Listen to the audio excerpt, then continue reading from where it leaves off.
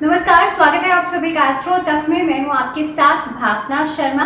बात करूंगी आपसे आज शारदीय नवरात्रों के बारे में। जी हाँ, इस बार शारदीय नवरात्रों की शुरुआत जो हो रही है वो 17 अक्टूबर से हो रही है, यानी कि अश्विन मास में शुक्ल पक्ष की प्रतिपदा तिथि वाले दिन से। इस बार खास सहयोग ये पड़ गया है कि कई सारे योग जो हैं वो इन नवरात्रों में पड़ेंगे, यानी कि द्विपुष्कर योग, सर्वार्थ सिद्धि योग, अमृत योग, ये सभी योग जो हैं इन नवरात्रों के बीच में पड़ेंगे। तो इसीलिए इस बार के नवरात्रि और भी ज़्यादा खास हो गए हैं। इसके अलावा ग्रह गोचर की स्थिति जो है वो कुछ इस हिसाब से रहेगी, जिसकी वजह से इस बार के नवरात्रि बेहद लाभदायक रहेंगे। हम बात करेंगे आज कि खास जो मुहूर्त है वो क्या रहेगा कलश स्थापना के लिए, क्यों कलश स्थापना करना बेहद खास होता है। इसके साथ साथ ही आपको बताऊंगी विधि कलश स्थापना की कि किस तरह से आपको पूजन विधि करनी है पहले दिन में। तो सबसे पहले बात करते हैं मुहूर्त की। तो शुभ मुहूर्त जो रहेगा कलश स्थापना के लिए 17 अक्टूबर को सुबह 6 बजे से लेकर के तकरीबन 7:15 बजे तक का समय शुभ रहेगा कलश स्थापना के लिए। मान लीजिए आप इस बीच में नहीं कर पाते हैं तो सुबह 11 बजे से लेकर के तकरीबन 12:15 बजे तक का समय भी अच्छा रहेगा। इस समय के बीच में भी आप कलश को स्थापित कर सकते हैं।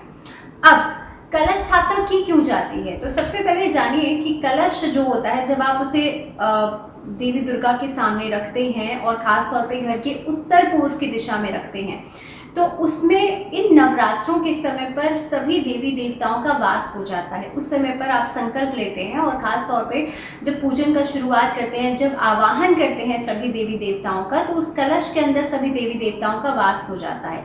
तो इसीलिए कलश स्थापना करना बहुत खास होता है, बहुत महत्वपूर्ण माना जाता है। तभी आप जो 9 दिन तक पूजा पाठ करते हैं वो जो पूजा है आपकी वो आपके लिए काफ़ी हद तक कारगर साबित होती है। तो अब सबसे पहले बात करते हैं कि कलश स्थापना किस तरह से करनी चाहिए, विधि क्या रहेगी। तो आपको अपने घर के उत्तर पूर्व की दिशा में, जिसे ईशान कोण कहते हैं, यानी कि घर का नॉर्थ ईस्ट डायरेक्शन, वहां पर एक लाल आसन चौकी पर बिछाना है। उसके बाद माँ दुर्गा का कोई भी चित्र, कोई भी विग्रह जो है आपको स्थापित करना है।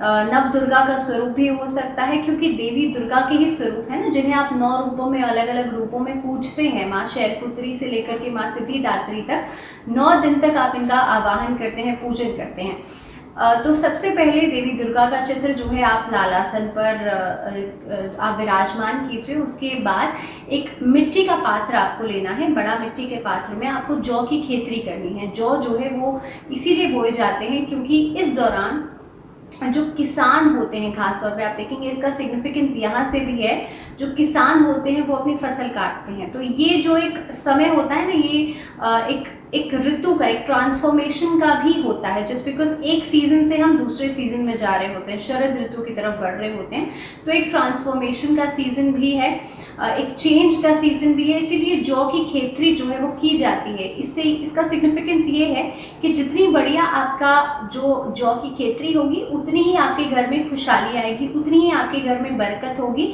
जिस बिकॉज जो ग्रीनरी होती है, जो कहीं ना कहीं पे उसका ग्रीन पार्ट होता है, वो दिखाता है प्रॉस्पेरिटी को, वो दर्शाता है घर में वेल्थ को, हेल्थ को।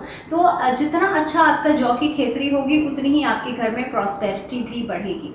इसके अलावा जौ की खेती आपको करनी है। जौ जो है वो उसको बोना है और उसके बाद उसके ऊपर एक कलश रखना है मिट्टी का पात्र आप रखेंगे और उसके चारों तरफ जो उसके कलश का जो मुख होगा उसके ऊपर आपको अशोक के पत्ते लगा देने हैं चारों तरफ, और उन अशोक के पत्तों के ऊपर आपको नारियल को चुनरी में लपेट करके उसके ऊपर रख देना है, कलश के ऊपर। उसके ऊपर आप जितने भी संकल्प लेकर के पैसे रखना चाहते हैं वो आप रख दीजिए।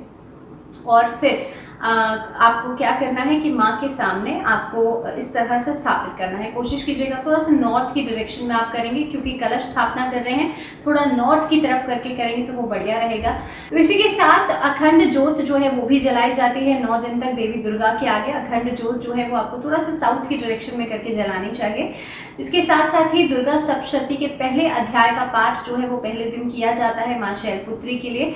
और माँ शैलपुत्री का स्वरूप जो है वो पर्वतराज राज की पुत्री उन्हें कहा जाता है। खैर, देवी दुर्गा के अलग अलग स्वरूपों के बारे में भी मैं आपको बताऊंगी, जिसमें कि हम अलग अलग दिन अलग अलग खास विषयों के ऊपर भी बात करेंगे कि कौन से चक्र को आप जागृत कर सकते हैं। तो ये सभी जानकारी मैं आपके लिए लेकर के आऊंगी, लेकिन आज के लिए फिलहाल इतना है, क्योंकि आज का दिन जो है कलश स्थापना के बारे में मुझे आपसे बात करनी थी। वो स्पेसिफिक जानकारी मुझे देनी थी जो कि बेसिकली आपको नवरात्रि से एक दिन पहले पता होनी चाहिए। तो इन्हीं सभी चीज़ों के साथ फिलहाल मुझे दीजिए इजाज़त, लेकिन जुड़े रहिए आप लोग एस्ट्रो तक के साथ। नमस्कार।